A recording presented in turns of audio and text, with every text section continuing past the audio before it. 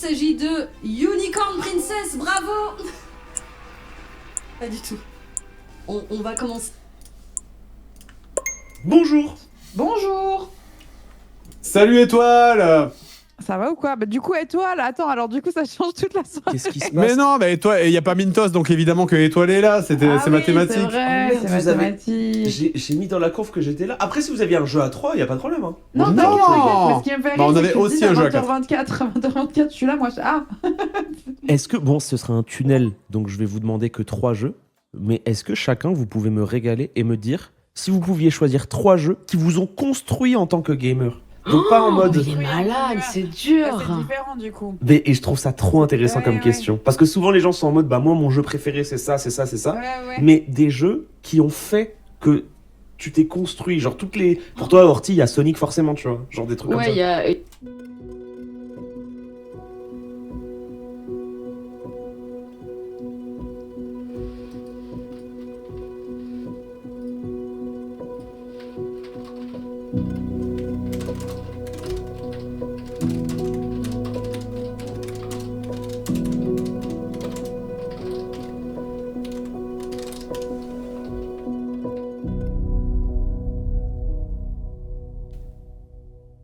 Le premier jeu qui m'a construit en tant que joueur m'a proposé de voyager dans le temps. Dans Time Stories, on incarne des agents envoyés à travers différentes époques pour corriger ce qui ne devrait pas exister. Mais on ne voyage pas vraiment. Notre esprit est protégé dans des corps déjà présents sur place. Ces corps, ce sont des réceptacles. Et chacun a ses forces et ses limites. Chaque mission est une histoire. Un paquet de cartes qu'on découvre petit à petit. On explore des lieux, on lit, on observe, et surtout, on interprète ce qu'on vit.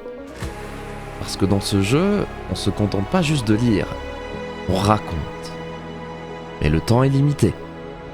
Chaque action nous rapproche de la fin. Et si on échoue, on recommence. Parce que dans Time Stories, perdre fait partie du jeu. C'est un jeu coopératif, on gagne ensemble ou on échoue ensemble. Et c'est peut-être ça qui m'a marqué. Parce que pour la première fois, j'avais l'impression de ne pas juste jouer, mais de vivre quelque chose avec les autres. On est en 2018. Avec des potes, on était retombés dans Yu-Gi-Oh! On s'était remis à acheter des cartes et puis surtout de refaire les duels des animés, Kaiba, Yugi, tout ça. Et en fait, je suis retombé dans Yu-Gi-Oh! Parce que je regardais une émission sur le stream, animée par Zulu, qui était l'émission tout simplement Yu-Gi-Oh!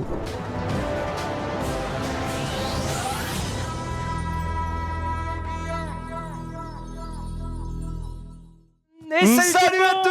Bienvenue sur le stream.fr, bienvenue dans votre émission Yu-Gi-Oh! Favorite sur le stream.fr, parce qu'il n'y en a qu'une, et c'est celle-ci. Ouais, bien joué, les gars. Il faisait des duels, il créait des decks, etc. D'ailleurs, feu le stream. Mais en cherchant un peu plus sur cette chaîne-là, je suis tombé sur l'émission En Plateau.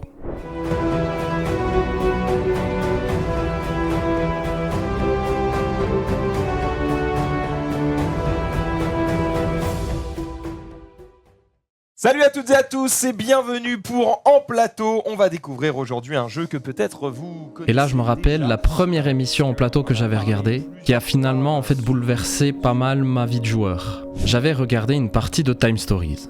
J'avais beaucoup trop envie d'y jouer, donc je l'ai commandé et puis j'ai ramené quelques potes pour pouvoir y jouer. Et là, c'est la révélation.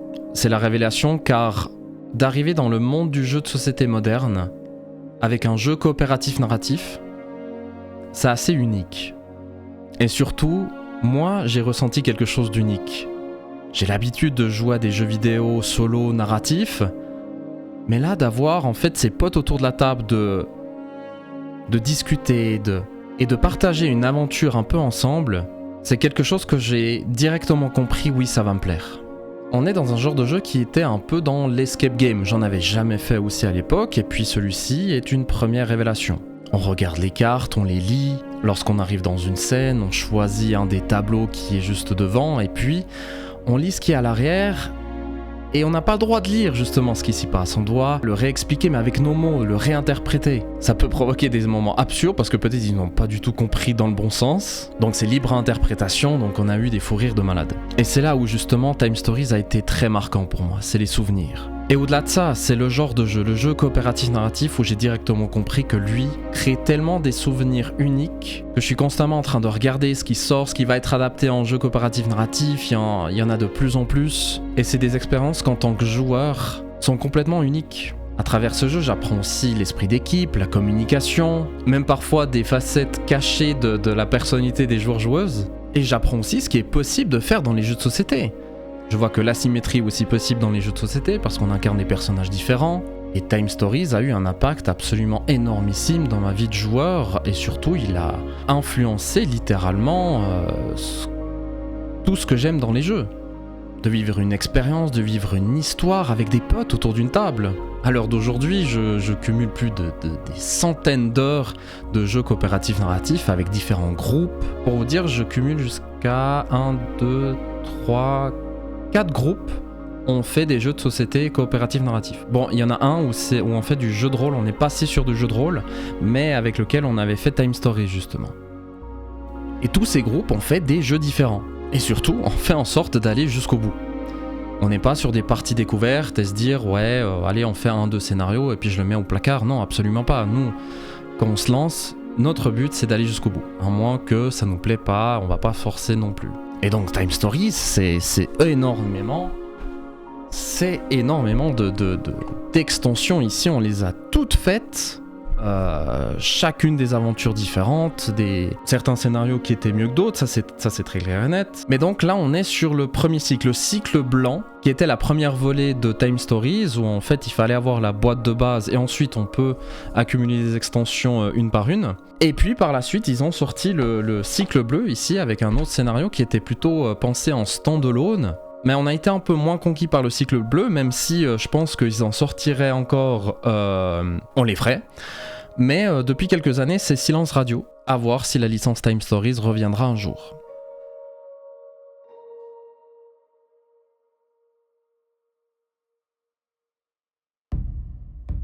Le deuxième jeu qui m'a construit m'a appris à me méfier des autres. Dans Rising Sun, on incarne des chefs de clan dans un Japon féodal fantastique. Chaque joueur-joueuse cherche à imposer sa vision de l'Empire, à travers la guerre, la politique et surtout la diplomatie. Mais ici, tout ne se joue pas sur le plateau. Au début de la saison, on doit s'allier. Des alliances temporaires, fragiles. Parce que dans ce jeu, tout peut se négocier. Des promesses, des territoires, même des trahisons. Et rien n'oblige à tenir parole. Chaque saison, on prépare notre clan. On recrute, on se déplace, on construit nos forts en choisissant des actions politiques qui vont impacter tout le monde. Mais tout ça, ce n'est que la préparation. Parce qu'à la fin, il y a la guerre. Les batailles ne se jouent pas seulement avec des armées, elles se jouent avec des mises. Sacrifier ses propres troupes, prendre des otages, acheter des renforts. Même perdre une bataille peut devenir une stratégie. Et dans tout ça, une chose décide souvent de tout. L'honneur. Parce qu'à égalité, c'est lui qui tranche. À la fin, un seul clan dominera l'Empire. Rising Sun n'est pas juste un jeu de guerre. C'est un jeu où les joueurs-joueuses créent le vrai conflit. Normalement, la question d'étoiles se posait plutôt sur les jeux vidéo. Rising Sun a clairement une influence envers moi par rapport aux jeux vidéo. J'ai toujours été passionné par les jeux de stratégie comme World in Conflict, War Leaders, Age of Empires. Bref, les jeux de stratégie, que ce soit en temps réel ou tour par tour, même encore du Heroes of Might and Magic, bref, j'adore ça. Donc ça veut dire quoi? J'adore la castagne, j'adore l'affrontement aussi. Rising Sun représente assez bien ça. Ce jeu m'a vraiment appris la diplomatie entre potes. C'est clairement ça. On arrive dans un aspect de négociation autour d'une table comme si on était vraiment des conseils de guerre. On fait des alliances, on va potentiellement trahir. C'est des tensions qui sont absolument uniques également. Et c'est un peu la seule fois où vous avez le droit de trahir vos potes. Là, le jeu, en fait, dépasse ces règles, car c'est aux joueurs-joueuses de créer des choses, de créer des situations, de les faire, de les prévoir, de manigancer. C'est là où j'ai vraiment découvert la manipulation, qui m'a ensuite ouvert vers d'autres jeux de ce style. Seulement Rising Sun, il m'a pas fait seulement découvrir l'aspect diplomatie, mais aussi le jeu de figurines, le jeu de stratégie. C'est un jeu où il faut parler, il faut qu'on parle, il faut qu'on propose des solutions, qu'on propose des compromis également. Si vous ne parlez pas ou restez un peu plus en retrait et ne créez pas forcément des situations, vous allez vous faire chier dans le jeu.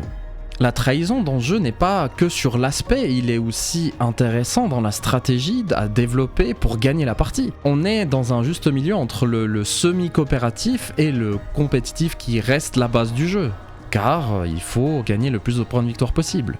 Donc quand on arrive en phase de diplomatie, on essaie de montrer nos avantages, et on revient encore à de l'asymétrie, car chaque clan a un pouvoir, et donc c'est avec cet argument-là qu'on essaie de titiller un peu notre adversaire pour les ramener un peu chez nous. Ou de pouvoir en profiter, car vous avez peut-être quelque chose en tête. Et la symétrie grandit, on achète des cartes, des nouveaux monstres qui sont uniques ensuite à son clan. C'est aussi des arguments qu'on arrive à mettre sur la table pour la diplomatie.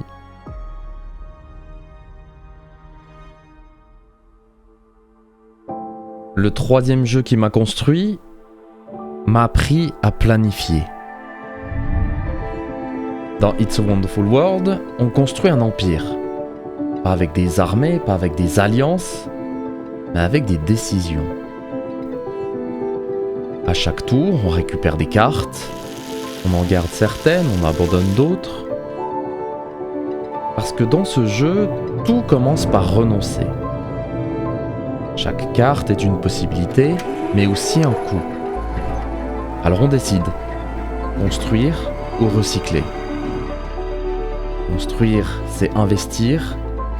Recycler, c'est accélérer. C'est là que le jeu devient intéressant, parce que tout repose sur un équilibre.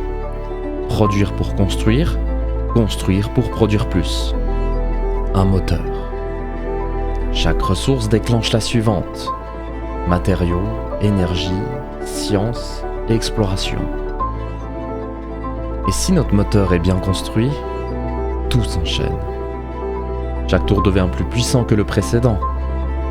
Mais si on prend les mauvaises décisions, on ralentit. Et dans un jeu en 4 manches, on n'a pas le temps de se rattraper. À la fin, tout se compte. Chaque carte, chaque combo, chaque décision. Et là, on voit notre empire. Pas celui qu'on voulait faire, mais celui qu'on a construit. Pour It's a Wonderful World, la découverte est venue un peu plus tard. J'avais rejoint l'équipe des Hauts Plateaux, on faisait des vidéos ensemble, et puis Loïc m'avait déjà présenté pas mal Il m'avait déjà montré des jeux à l'allemande, des jeux de gestion de ressources, etc. Mais un jour, il me fait découvrir It's a Wonderful World. Et c'est là où je découvre que le Easy to Learn, Hard to Master est possible dans le jeu de société. Tout est en simultané, ça va vite et on comprend directement qu'il va falloir faire des compromis et qu'on ne peut pas tout faire. On regarde nos priorités, on regarde ce qui est sorti aussi autour de la table pour pas qu'on fasse tous la même chose. Et même je ressens quelque chose de satisfaisant. Quand on crée nos bâtiments au fur et à mesure, on prend les ressources, on les met sur notre petite carte, on voit notre empire se développer, de produire de plus en plus, et quand ça marche comme sur des roulettes et un moteur qui fonctionne du feu de Dieu, mais c'est absolument satisfaisant. Ensuite, t'as envie d'y revenir, tu veux battre ton record, à la limite, en une soirée, tu peux faire 3 parties tellement ça va vite. Je n'étais pas très fan des jeux de gestion, en tout cas du côté jeux de société à l'époque. Et lui m'a fait comprendre, en fait, il m'a fait comme un déclic dans mon cerveau, c'est comme ça que tu peux gérer justement tes ressources. C'est pour ça que ce jeu-là, quand j'ai des nouveaux joueurs-joueuses à la maison, s'ils veulent toucher à du plus gros, par exemple, je pense directement à It's a Wonderful World. Pourquoi ? Parce qu'il est pas trop long. Pour un jeu plus poussé cognitivement, ça va, ça passe. Et tu peux enchaîner les parties, justement. On reste pas frustré parce qu'on a passé 2 heures, par exemple, sur un gros jeu à l'allemande expert. puis tu te dis à la fin, bon bah je ferai mieux la prochaine fois, mais bon tu sais même pas quand tu vas leur sortir la prochaine fois, et ben là tu peux directement enchaîner sur une deuxième partie, puis tu sais ce que tu peux justement modifier et améliorer dans ton gameplay. Et j'en suis persuadé, je l'ai fait découvrir à tellement de personnes ce jeu-là, j'en suis sûr et convaincu que eux à leur place, s'ils se poseraient la même question des jeux qui ont probablement influencé leur vie de joueur-joueuse, celui-ci effleurait leur esprit, j'en suis sûr. Cet exercice est différent par rapport à une sélection de jeux qu'on pourrait faire des jeux préférés comme un top par exemple, parce que là on réfléchit plus ce que les jeux nous ont apporté. Que ce soit au niveau du ressenti émotionnel, bref peu importe, ça reste personnel. Ces 3 jeux ont vraiment un sens pour moi, surtout de la manière dont je joue aux jeux de société aujourd'hui. Time Stories plutôt ce que je veux découvrir, Rising Sun sur ce que je veux ressentir, et It's a Wonderful World, ce que je veux transmettre.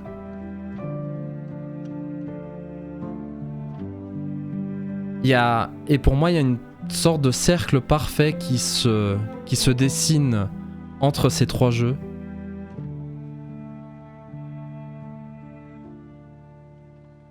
Qui ont clairement influencé ma vie de joueur aujourd'hui.